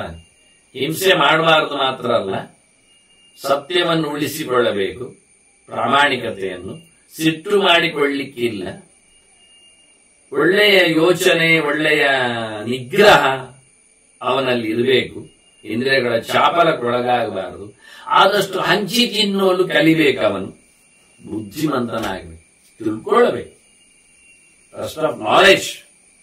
ಅದರೊಟ್ಟಿಗೆ ಯಾರ ಮೇಲೂ ಸಹ ಸ್ಪರ್ಧೆ, ಜಿದ್ದು, ಅಸೂಯೆ, ಹೊಟ್ಟೆಕಿಚ್ಚು, ಇನ್ನೊಬ್ಬರು ಒಪ್ಪದಿರುವುದು, ಮತ್ತೆ ತನಗಾಗುವುದಿಲ್ಲ ಅಂತ ಹೇಳಿ ಸಾಯುವುದು ಯಾವಾಗ, ಇದು ತಪ್ಪು. ಹಿಂಜರಿಯುವುದು ಅದಲ್ಲ, ಅದು ಪ್ರಯೋಜನ ಇಲ್ಲ. ಅಥವಾ ಸಾಮರ್ಥ್ಯ ಇದೆ ಅಂತ ಹಾರುವುದು ತಪ್ಪು. ತನ್ನ ಯೋಗ್ಯತೆಗಿಂತ ಅತಿರೇಕವಾದಂತಹ ಕರ್ಮಗಳು, ಅದನ್ನು ಸಾಹಸ ಅಂತ ಕರೀತಾರೆ. ಮತ್ತೆ ಈರ್ಷಿ, ಅಸೂಯೆಗೂ ಮತ್ತೆ ಈರ್ಷೆಗೂ ವ್ಯತ್ಯಾಸ ಇದೆ. ನಾನೇ ಹೇಳಿದಾಗೆ ಕೇಳುವುದಿಲ್ಲ ಅಂತ ಗಲಾಟೆ ಮಾಡುವುದೊಂದು ದಬ್ಬಾಳಿಕೆಯಲ್ಲಿ ಬರುವ ರೀತಿ ಬೇರೆ. ಅಯ್ಯೋ ನನಗಿರ್ಲಿಲ್ಲಲ್ಲ ಅವರಿಗಿತ್ತಲ್ಲೇ ಹೇಳಿಕೊಂಡು ಒಳಗಿಂದ ಸಂಕಟ ಪಡುವ ಕಥೆ ಬೇರೆ. ಒಳ್ಳೆ ಆಚರಣೆ, ತಪಸ್ಸು ವಿಚಾರಕ್ಕೆ ಹೋದ್ರೆ ಶೀಲ ಆಚಾರಕ್ಕೆ ಬರ್ತದೆ, ನೈತಿಕತೆ. ಇವನ್ನೆಲ್ಲ ದೊಡ್ಡ ಮಟ್ಟಿನಲ್ಲಿ ಧರ್ಮ ಅಂತ ಹೇಳುತ್ತಾರೆ. ಅದು ಯಾರಿಗೂ ಹಿಂಸೆ ಆಗಬಾರದು ಅಂದಷ್ಟೇ, ಯಾರಿಗೂ ನೋವು ಆಗಬಾರದು, ಯಾರಿಗೂ ಸಿಟ್ಟು ಬರಬಾರದು ಇವನ ಬದುಕಿನ ಧರ್ಮದಲ್ಲಿ. ಇದನ್ನೆಲ್ಲ ಇಟ್ಟುಕೊಳ್ಳಿಕ್ಕೆ ಉಂಟು. ಈ ಧರ್ಮದ ಬಗ್ಗೆ ಬ್ರಹ್ಮಣ ದೇವದೇವೇನ ಅಯಂಚೈವ ಸನಾತನಃ, ಎಲ್ಲ ದೇವತೆಗಳಿಗೂ ಇದು ಇಷ್ಟ. ದೇವದೇವೋತ್ತಮನಾದ ಚತುರ್ಮುಖ ಹೇಳಿದ ಮಾತಿದು. ಇದು ವೇದೋಕ್ತ ಧರ್ಮ, ಇದು ಸನಾತನ ಧರ್ಮ. ಅಸ್ಮಿನ್ ಧರ್ಮೇ ಸ್ಥಿತ ರಾಜನ್ ನರಃ ಭದ್ರಾಣಿ ಪಶ್ಯತಿ. ಆಯ್ತಾ? ಹೀಗೊಂದೊಮ್ಮೆ ಮನುಷ್ಯ ಧರ್ಮವನ್ನು ಆಚರಿಸಿಕೊಂಡ್ರೆ ಖಂಡಿತವಾಗಿ ಉದ್ಧಾರನಾಗ್ತಾನೆ, ಒಳಿತನ್ನು ಕಾಣುತ್ತಾನೆ, ಕೊನೆಗೆ ಭಗವದೆಡೆಗೆ ಸಾಗ್ತಾನೆ. ಭದ್ರಂ ಹರಿಂ, ಅದಕ್ಕೆ ಬಹುವಚನ ಆಗಿತ್ತು. ಎಲ್ಲ ಲೋಕ, ದೇವರು, ಬದುಕು. ಶ್ರೌತಃ ವದಾತ್ಮಕೋ ಧರ್ಮ ಅಹಿಂಸಾ ಪಾರಮಾರ್ಥಿಕ. ಎಡೆಯಲ್ಲಿ ಒಂದು ಆಕ್ಷೇಪ ಬರಬಹುದು, ಹಿಂಸೆ ಮಾಡಬಾರದು ಹೇಳ್ತೀರಿ, ಮತ್ತೆ ಪ್ರಾಣಿಗಳನ್ನು ಹಿಡಿದು ಯಜ್ಞಕ್ಕಾಗಿ ಕಂಬಕ್ಕೆ ಕಟ್ಟಿ ಹಾಕಿ ಬಲಿ ಕೊಡುವುದಿಲ್ವಾ ಅಂತ. ಇವರು ಹೇಳ್ತಾರೆ, ಯಜ್ಞೋಪಯೋಗಿಯಾಗಿರತಕ್ಕ ಪ್ರಾಣಿಗಳನ್ನು ಯಜ್ಞದ ವಿಷಯದಲ್ಲಿ ಬಲಿ ಕೊಡುವುದರಿಂದ ಅದನ್ನು ನಾವು ಹಿಂಸೆ ಅಂತ ಹೇಳುವುದಿಲ್ಲ. ಅದರ ಹಿಂಸೆಯೇ, ಅದು ಶುದ್ಧವಾದ ಹಿಂಸೆ, ಆದರೆ ಯಾವುದೇ ರೀತಿಯಾದ ಡೌಟ್ ಇಲ್ಲ. ಆ ಪ್ರಾಣಿಗಳಿಗೂ ಉತ್ತಮ ಲೋಕವನ್ನು ಕೊಡಲಿಕ್ಕೆ ನಾವು ಪ್ರಯತ್ನಿಸಿದ್ದೇವೆ. ಜೊತೆಯಲ್ಲಿ ಆ ಪ್ರಾಣಿಗಳು ಮಾತಲ್ಲಿ ಹೇಳಿಕೊಳ್ಳುತ್ತವೆ, ನಮ್ಮನ್ನು ಯಜ್ಞಕ್ಕೆ ಉಪಯೋಗಿಸಿ ದೇವರ ಆಹುತಿಯನ್ನಾಗಿಸಿ. ಯಾವುದೋ ನಮಗಿಂತ ಮಿಗಿಲಾದ ದುಷ್ಟ ಕ್ರೂರ ಪ್ರಾಣಿಗಳಿಗೆ ನಾವು ಬಲಿಯಾಗುವುದಕ್ಕಿಂತ ಯಜ್ಞೋಪಯೋಗಿಯಾಗಿ ಅವುಗಳ ಮಾತುಗಳಿವೆ ಅಂತ ಹಿಂದೆ ನಾವು ಕೇಳಿದ್ದೇವೆ. ಯಜ್ಞ, ಧರ್ಮ, ಮೃಗಬಲಿ ಅಲ್ಲ. ಹಾಗಾಗಿ ಇಲ್ಲಿ ಅದನ್ನು ಸ್ಪಷ್ಟವಾಗಿ ವೇದೋಕ್ತವಾದದ್ದು, ಶಾಸ್ತ್ರೀಯವಾಗಿ ನಡೆಸುವಂಥದ್ದು, ಜಿಹ್ವಾಚಾಪಲಕ್ಕೆ ಒಳಗಾಗದೆ ಮಾಡುವಂತಹ ಕರ್ಮಗಳಲ್ಲಿ ಆ ಪ್ರಾಣಿಗೂ ಸ್ವರ್ಗಾದಿಗಳನ್ನು ಕೊಡುವ ಮೂಲಕ ಬಹಳ ದೂರಿಯಾಗಿ, ಬಹಳ ಚಂದವಾಗಿ ಅದರ ಬಗ್ಗೆ ಅಹಿಂಸೆಯನ್ನು ಉಲ್ಲೇಖ ಮಾಡಿತು. ಮುಂದೆ ಭೀಷ್ಮರು ಹೇಳುತ್ತಾರೆ, ಏ ಅನ್ಯಾಯೇನ ಜಿಹೀರ್ಷಂತ ಧನಮಿಚ್ಚಂತಿ ಕರೀಚಿತ್ ತೇಭ್ಯಸ್ತು ಸ ಕದಾಖ್ಯೇಯಂ ಸಧರ್ಮ ಇದು ನಿಶ್ಚಯ. ಈಗ ಹಿಂದೆ ಹೇಳಿಕೊಂಡದ್ದು ಸತ್ಯ ಸುಳ್ಳಾಗುವ, ಸುಳ್ಳು ಸತ್ಯ ಆಗುವ ವಿವರಣೆಗಳ ಬಗ್ಗೆ ಭೀಷ್ಮರು ಹೇಳುತ್ತಾರೆ. ಒಬ್ಬನನ್ನು ಲೂಟಿ ಮಾಡ್ತಾ ಇದ್ದಾನೆ ಇಟ್ಟುಕೊಳ್ಳಿ. ಅನ್ಯಾಯೇನ ಜಿಹೀರ್ಷಂತಹ ಧನಂ. ಒಂದಿಷ್ಟು ಜನ ಒಬ್ಬನನ್ನು ಮುತ್ತಿಗೆ ಹಾಕಿ ಅವನ ಕೈಯಿಂದ ಸಂಪತ್ತನ್ನು ಕದಿಲಿಕ್ಕೆ, ಎಳ್ಕೊಳ್ಳಿಕ್ಕೆ, ಬಲಾತ್ಕರಿಸಲಿಕ್ಕೆ ನಿಲ್ತಾರೆ. ಆಗೇನ್ ಮಾಡಬೇಕು? ತೇಭ್ಯಸ್ತು ಸ ತದಾಖ್ಯೇಯಂ ಸಧರ್ಮ ಇತಿ ನಿಶ್ಚಯ. ಅವನ ಕೈಯಲ್ಲಿ ದುಡ್ಡಿಲ್ಲ, ಅವನು ಬಡವ ಇದ್ದಾನೆ ಅಂತ ಹೇಳಿಕೊಂಡು ಉಳಿದವರು ಹೇಳಿಬಿಡಬೇಕು. ಈಗ ಸತ್ಯವೋ ಸುಳ್ಳವ? ಇದು ಸತ್ಯ. ಯಾಕೆ ಅವನು ಬಚಾವಾಗ್ತಾನೆ ಆಯ್ತಲ್ಲ. ಅಪಹಾರ ಧನಾಪಹಾರದ ನೆಲೆಯಲ್ಲಿ ಬಂದಾಗ, ಮುತ್ತಿಗೆ ಆಗಿದಾಗ ನನ್ನ ಹತ್ರ ದುಡ್ಡಿಲ್ಲ ಅಂತ ಹೇಳಿಬಿಟ್ರೆ ಅವ ತೇಭ್ಯ, ಆ ಕಳ್ಳರಿಗೆ ಹೇಳಬೇಕು ಅವನು, ನನ್ನ ಹತ್ರ ಎಂತದ್ದು ಇಲ್ಲ, ಇದೇ ಇಲ್ಲ ಹೇಳಿದ್ದು ನೋಡಿ, ನಾನು ಖಾಲಿಯವ, ಎಲ್ಲಿ ಇಲ್ಲ ನನ್ನದು, ಇಟ್ಟಿದ್ದಾನೆ. ಹಾಗಾಗಿ ಇದು ಸುಳ್ಳಾಗ್ಲಿಲ್ಲ, ಇದು ಸತ್ಯವಾಯ್ತು, ಇದು ಧರ್ಮ ಆಯ್ತು ಅವನ ಬದುಕಿನಲ್ಲಿ ಅಲ್ಲ. ಅದು ನೋಡಿ, ಅವನು ಒಂದೊಮ್ಮೆ ಬಾಯಿ ಮುಚ್ಚಿದಾಗಲೇ ಬಿಟ್ಟುಕೊಟ್ರೆ ಅವನನ್ನು ಉಳಿದಾರೆ ನೋಡ್ತಾರೆ, ಇಲ್ಲ ಆಯ್ತು ಬಿಟ್ಟುಕೊಡ್ತಾರೆ ಅಂತಾದ್ರೆ ಬಾಯಿ ತೆರೆಯುವುದು ಬೇಡ. ಅಂದ್ರೆ ಸುಳ್ಳು ಹೇಳಿದಾಗ ಆಗಲಿಲ್ಲ, ನನ್ನಲ್ಲಿ ಇಲ್ಲ ಅಂತ ನಾನೇನು ಹೇಳಲಿಲ್ಲಲ್ಲ. ಅವನ ಮನಸ್ಸಿನಲ್ಲಿ ಸತ್ಯವಿದ್ದಾಗ ಅಕೂಜನೇನಚೇನು ಮೋಕ್ಷ ನಾವು ಕೂಜೆ ಕಥಂಚನ. ಬಾಯಿ ಬಿಡದೆ ಒಂದನ್ನು ಅವನನ್ನು ಬಿಡ್ತಾನೆ ಅಂತಾದ್ರೆ ಬಾಯಿ ಮುಚ್ಚಿದ್ರೆ ಆಯ್ತು. ಸುತ್ತುವರಿದ್ದಾರೆ, ಎಲ್ಲ ನೋಡ್ತಾರೆ, ಅವ್ರ ಬಾಡಿ ಬಿಡುತ್ತಾರೆ. ಅವರು ಭಾಷೆ ಮಾತಾಡುವುದಿಲ್ಲ, ಯಾಕೆ ಕಂಡ್ರಲ್ವ, ಗೊತ್ತಾಗಿ ಬಿಡ್ತದೆ ಅಂತ. ಧ್ವನಿಯಲ್ಲಿ ಗುರುತಿಸಿದ್ರೆ ಮತ್ತೆ ಪರಿಚಯ ಮಾಡಿಕೊಂಡ್ರೆ ಯಾವ ಊರಿನವರು ಅಂತ ಭಾಷೆಯಲ್ಲಿ ಗೊತ್ತಾದ್ರೆ, ಆದ್ರಿಂದ ಎಲ್ಲ ತಡಕಾಡಿ ನೋಡ್ತಾರೆ, ಯಾವುದು ಇಲ್ಲ, ಬಿಟ್ಟ. ಒಂದೊಮ್ಮೆ ಬಾಯಿ ಮುಚ್ಚಿದ್ದಾಗಲೇ ಬಿಟ್ರೆ ಸಂತೋಷ, ಹೇಳಲಿಕ್ಕಿಲ್ಲ. ಇಲ್ಲ ಹೇಳಿದ್ರೇನೆ ಎಲ್ಲಿಡ್ರು ದುಡ್ಡೇನಾಗಿದೆ, ದುಡ್ಡು ಕೇಳಿದ್ರೆ ಇಲ್ಲಮ್ಮ ನನ್ನತ್ರ ಚೂರು ಇಲ್ಲ, ನಾನು ಖಾಲಿ ಹೊರಟವ. ಏನೋ ದಾರಿಯಲ್ಲಿ ಬಂದಾಗ ಕಾಡಿನಲ್ಲಿ ಹಣ್ಣು ಹಂಪಲದಿಂದ ಆಚೆ ದಾಟುವ ಅಂತ ಬಂದಿದ್ದೇನೆ ಅಂತ. ಅವಶ್ಯಂ ಕೂಜಿತವ್ಯಮ್ಮ ಶಂಕೇರಮ್ಯಾಪ ಕೂಜನ. ಇವ ಬಾಯಿ ಬಿಡದಿದ್ರೆ ಅವರು ಒಂದೊಮ್ಮೆ ಇವೇನೋ ಇರಬಹುದು ಡೌಟ್ ಬಂದ್ರೆ ಅವನಿಗೆ ಬಾಯಿ ಬಿಟ್ರೆ ಆಯ್ತು, ಸುಳ್ಳು ಹೇಳಿದ್ರೆ ಸುಳ್ಳಲ್ಲ ಅದು ಸರಿ. ಶ್ರೇಯಸ್ತತ್ರ ಅನ್ನತಂಭಕ್ತು ಸತ್ಯಾದಿತಿ ವಿಚಾರಿತ. ಅಂತಹ ಸಂದರ್ಭದಲ್ಲಿ ಸತ್ಯಕ್ಕಿಂತಲೂ ಸುಳ್ಳು ಹೇಳುವುದು ಅತ್ಯಂತ ಶ್ರೇಯಸ್ಕರ ಅಂತ ಗ್ಯಾರಂಟಿ ಆಗಿದೆ. ಯಾಕೆಂದ್ರೆ ಪಾಪೇ ಸಹ ಸಂಬಂಧ ಮುಚ್ಚತೆ ಶಪಥ ಆದ ಕೆಲವು ಇನ್ನೂ ಗಮತುಂಟು. ಇಲ್ಲಲ್ಲ, ನೀನು ಪೇಟೆಗೆ ಹೋದ ತಕ್ಷಣ ತಂದು ಕೊಡಬೇಕು, ನೀನು ವ್ಯಾಪಾರಿ ಅಲ್ವಾ ಹೇಳಿಕೊಂಡು ಆಯ್ತು ಅಂತಾನೆ. ದೇವರಾಣಿಗೆ ನೀನು ಯಾವ್ದು ನಂಬುದೇವರು? ಅಲ್ಲಿ ಮುಟ್ಟಿಸಿ ಕಲ್ಲನ್ನು, ಹೊತ್ತಗೆಯನ್ನು, ತಲೆಯನ್ನು, ಮಗು ಎಲ್ಲ ಇರ್ತದೆ ತಂದು ಹೋದವರು ಮಗುವಿನ ಮೇಲೆ ಆಣೆ ಮಾಡಿಯೋ ಮಾಡ್ತಾನೆ. ಆಯ್ತು ಮಾಡು, ಆಣೆ ಮಾಡಿ ಹೇಳು, ಮಕ್ಕಳ ಆಣೆ ಹೇಳು, ದೇವರ ಆಣೆ ಹೇಳು, ತಾಯಿ ಆಣೆ ಹೇಳು, ತಂದೆ ಆಣೆ, ಏನ್ ಬೇಕಾದ್ರೆ ಹೇಳಿ ನೀನು. ಯಾರು ಪಕ್ಕಕ್ಕೆ ಗುರುವಿನ ಆಣೆ ಹೇಳುವುದಿಲ್ಲ, ಯಾಕೆ ಅವರದ್ದಲ್ಲ ಸೊತ್ತಲ್ಲ. ಯಾರ ಕೆಲವರಿಗೆ ಹೇಳಿ ಯಾರು ಗೊತ್ತಿಲ್ಲ, ನಮಗೆ ಕೇಳುವುದಿಲ್ಲ. ಇರ್ಲಿ ಅಂದ್ರೆ ಎಲ್ಲಿಯಾದ್ರೂ ಹೆಚ್ಚು ಕಡಿಮೆ ಆದ್ರೆ ಮಗುವಿನ ಆಣೆ ಅಂತ ಹೇಳುದು ಯಾಕೆಂದ್ರೆ ಎಲ್ಲಿಯಾದ್ರೂ ಇವನು ಬಾಯಿ ತಪ್ಪಿ ಆ ಕೆಲಸ ಮಾಡಿಕೊಡೋದಿದ್ರೆ ಅವನ ಮಗು ಬಲಿಯಾಗಬಹುದು ಅಂತ. ಅದಕ್ಕೋಸ್ಕರ ಯಾರು ಮಕ್ಕಳ ಆಣೆ ತಾಯಿ ಆಣೆ ಎಲ್ಲ ಹೇಳಲಿಕ್ಕೆ ಹೋಗುವುದಿಲ್ಲ. ಗುರುವಿನ ಆಣೆ ಅಂದ್ರೆ ಗುರು ಹೋದ್ರೆ ಪರವಾಗಿಲ್ಲ ಅಂತ ಇರಬಹುದು ಅವರಿಗೆ, ಹೇಳಿ ಯಾರೇ ಗೊತ್ತಿಲ್ಲ, ಕೇಳಲಿಲ್ಲ. ಹೀಗಾಗಿ ಬಹಳ ಚೆನ್ನಾಗಿ ಹೇಳುತ್ತಾನೆ, ಕಳ್ಳರ ಜೊತೆಯಲ್ಲಿ ನಾವು ಸೇರಿಕೊಂಡು ಖಂಡಿತವಾಗಿ ಹೋದ ತಕ್ಷಣ ಕೊಡ್ತೇನೆ, ಹಾಗೆ ಮಾಡ್ತೇನೆ, ಹೀಗೆ ಮಾಡ್ತೇನೆ ಅಂತ ಹೇಳಿದ ನಂತರ ಅಲ್ಲಿಂದ ಅವನು ಬಚಾವಾದ್ರೆ ಮತ್ತೆ ಕೊಡಬೇಕಾಗಿಲ್ಲ ಹೇಳಿಬಿಡ್ತಾನೆ. ತಪ್ಪಿಸಿ ಹೇಳಲಿಕ್ಕೆ ಶಪಥ ಮಾಡಿದ್ರು, ದೇವರಾಣೆ ಹೇಳಿಕೊಂಡು ನೀವು ಹೇಳಿದ್ದಕ್ಕೂ ದೇವರು ಮಾಫಿ ಮಾಡ್ತಾನೆ ಕೊಡದಿದ್ರೆ. ಆದ್ರಿಂದ ಇಲ್ಲಿ ಏನುಂಟು ನೋಡಿ, ಈ ಪುಣ್ಯಕೋಟಿ ಕಥೆ ಜನರಿಗೆ ಹೆಚ್ಚಿನವರಿಗೆ ಗೊತ್ತುಂಟು, ಅದು ಪುರಾಣದ್ದೇ, ಅದು ನಂದೇ ತದ ಹೆಸರು, ನಂದಾಖ್ಯಾನ, ಅದು ನಂದೋಪಾಖ್ಯಾನ ಇರ್ಲಿ. ಅದು ನಾನು ಪುರಾಣದಲ್ಲಿದ್ದದನ್ನು ತೋರಿಸಿಕೊಂಡು ಅದರ ಪ್ರಕಾರದಲ್ಲಿ ಅರ್ಥಧಾರಿಕೆಯಲ್ಲಿ ಬಹಳಷ್ಟು ಸ್ಟೇಜ್ ಪ್ರೋಗ್ರಾಮ್ಗಳನ್ನು ಕೊಟ್ಟದ್ದುಂಟಾಗಿದೆ ಬಿಡಿ. ಅದೇನು ಹೇಳ್ತದೆ ದನ ಹುಲಿ ಹತ್ರ, ನಾನೀಗ ಹೋಗಿ ಮಗುವಿಗೆ ಹಾಲು ಕೊಟ್ಟು ಬರ್ತೇನೆ, ಸಣ್ಣದಿದೆ, ಮತ್ತೆ ನೀನು ನನ್ನನ್ನು ತಿಂದು ಹಾಕು ಅಂತ ಸಂಜೆ ಹೊತ್ತಿನಲ್ಲಿ ಮಾತಾಡಿ ಮನೆಗೆ ಹೋಗಿ ಹಾಲು ಕೊಟ್ಟು ರಾತ್ರಿ ಮುಂಚೆ ಓಡಿ ಬರ್ತದ. ಆಯ್ತು ಬಿಟ್ಟಿದೆ ಹುಲಿ, ಇದು ಹೋಗದಿದ್ರೇನು? ಉಳಿದ ಎಲ್ಲ ದನಗಳಲ್ಲಿ ಹೇಳುತ್ತಾವೆ, ಕ್ರೂರ ಪ್ರಾಣಿ ಅದು, ಮಾತು ಕೊಟ್ಟರು ತಪ್ಪಿಲ್ಲ, ಈಗ ಅದು ಒಬ್ಬೆಡಿತದೆ ಸತ್ಯ ಸತ್ಯ ಸತ್ಯ ಅಂತ ಹೇಳಿ. ಯಾಕೆ ಯಾಕೆ ಸತ್ಯ ಆಗಬೇಕು ಕ್ರೂರ ಮೃಗದೊಟ್ಟಿಗೆ? ಆದ್ರೂ ಇನ್ನೊಂದು ಮುಖದಿಂದ ನೋಡಿಕೊಂಡಿದ್ದು ಪುರಾಣದ್ದೇ ಕಥೆ ಅಲ್ವಾ? ಹಾಗಾದ್ರೆ ಅಲ್ಲಿ ನಮಗೇನು ತೀರ್ಪನ್ನು ಕೊಟ್ಟರು ಅವರು ಕೇಳಿದ್ರೆ, ಆ ದನ ಏನ್ ಹೇಳತ್ತೆ ಅಂದ್ರೆ, ಅದರ ಹಸಿವಿನ ಹೊತ್ತಿಗೆ ನಾನು ತಿನ್ನಲು ಸಿಕ್ಕಿದ್ದೇನೆ, ಅದಕ್ಕೆ ಇಲ್ಲಾಗಿ ಬಿಡುತ್ತದೆ, ಮತ್ತೆ ಒಂದರ ಊಟವನ್ನು ನಾನು ತಪ್ಪಿಸಿಕೊಂಡಾಗುತ್ತೆ. ಆದ್ರೆ ನಾನು ಸತ್ಯಕ್ಕೋಸ್ಕರ ವಿಷಯ ಅಲ್ಲ, ಅದ್ರ ಊಟಕ್ಕೋಸ್ಕರ ಹೋಗ್ತೇನೆ ಅನ್ನೋ ನೆಲೆಯಲ್ಲಿ ಸತ್ಯವನ್ನು ಉಳಿಸಿಕೊಳ್ಳುತ್ತದೆ. ನಿಜವಾಗಿ ಹೋಗದಿದ್ರು ಶಪಥ ಮಾಡಿದ್ರು ಆಗತ್ತೆ ಅಂತ ಇಲ್ಲಿ ಭೀಷ್ಮರು ಹೇಳ್ತಾರೆ. ದೇವರಾಣೆಗೂ ನಾನು ಕೊಡ್ತೇನೆ ಹೇಳಿ ತಪ್ಪಿಸಿಕೊಂಡು ಬಂದವ ಮತ್ತೆ ಕೊಡದಿದ್ರು ಏನು ತಪ್ಪ ಆಗುವುದಿಲ್ಲ. ಇಲ್ಲರಿ ಆ ನಂದೇ ಹೋದಾಗಿ ಒಂದು ದುಡ್ಡನ್ನು ಮತ್ತೆ ಅದು ಬಿಟ್ಟಲ್ಲ, ಅವನನ್ನು ಬದುಕಿಸ್ಲಿಕ್ಕೆ ಬಿಟ್ಟಲ್ಲ.